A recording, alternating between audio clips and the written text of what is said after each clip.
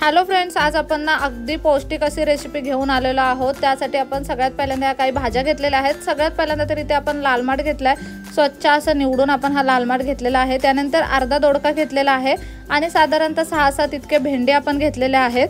आता सगळ्यात पहिल्यांदा आपल्याला लाल माठ चिरून घ्यायचा आहे। कोणतीही पालेभाजी जेव्हा आपण चिरून घेतो त्याच्या आधी ती धुवायची आणि त्यानंतर चिरायची। तुम्ही चिरल्यानंतर जर भाजी धुतली तर त्यामधली सगळी जीवनसत्व पूर्णपणे निघून जातात। त्याच्यामुळे आधी पालेभाजी धुवायची आणि त्याच्यानंतरच ती चिरायची। आता इथे लाल माठ मस्त असं चिरून घेतोय आपण।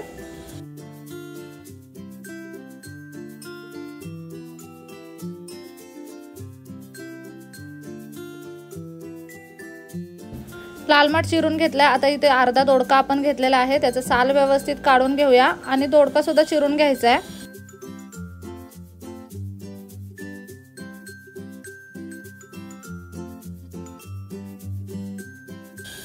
अगदी छोटे मोठे पीस करून घेतलेत आपण दोडक्याचे। त्यानंतर आपल्याला अशाच पद्धतीने भेंडी सुद्धा चिरून घ्यायची आहे।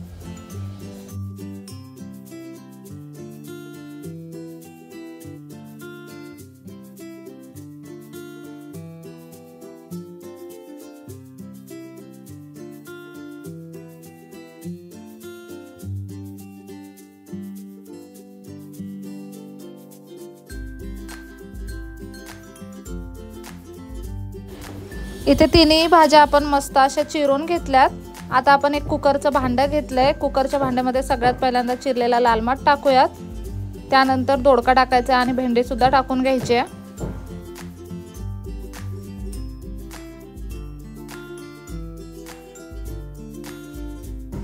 आता यामध्ये 4-5 हिरव्या मिरच्या आपण तोडून घेतलेल्या आहेत, त्या यामध्ये टाकलेल्या आहेत। आता त्यानंतर एक गड्डा लसूण आपण घेतलाय, मस्त असं ठेचून घेतलाय लसूण। त्यामध्ये 1 चमचाभर इतकं मीठ टाकलेलं आहे आणि त्यामध्येच 1 चमचाभर इतकं तेल टाकायचं आहे। हे सगळं ना हाताने व्यवस्थित आधी एकत्र करून घ्यायचं आणि त्याच्यानंतर ह्या भाजीमध्ये टाकायचं आणि आता हाताने भाजी व्यवस्थित मिक्स करून घ्यायची आहे। त्या लसणीचा अर्क व्यवस्थित भाजीमध्ये उतरला गेला पाहिजे। अगदी व्यवस्थित चोळून आपण ही भाजी घेतलेली आहे। आवश्यकता असेल तर असं थोडंसं पाणी टाकायचं, यामध्ये खूप जास्त पाण्याचा वापर सुद्धा नाही करायचा आहे। इथे तुम्ही पाहू शकता हातावर आपण थोडंसं पाणी घेतलं आणि तेवढंच पाणी यामध्ये टाकलेलं आहे। आता हे डायरेक्ट आपल्याला कुकरला लावून घ्यायचं आणि कुकरला साधारणतः 3 ते 4 शिट्ट्या करून घ्यायच्यात।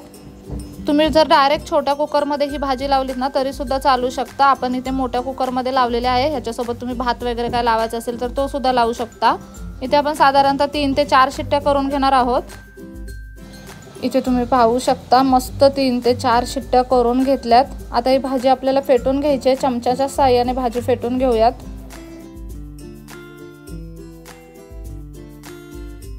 बाकी काही या भाजीला करावं लागत नाही, फोडणी द्यावी लागत नाही। अतिशय पौष्टिक अशी ही भाजी आहे। उन्हाळ्याच्या दिवसात तर खूप छान लागते आणि आरोग्यासाठी सुद्धा चांगली आहे।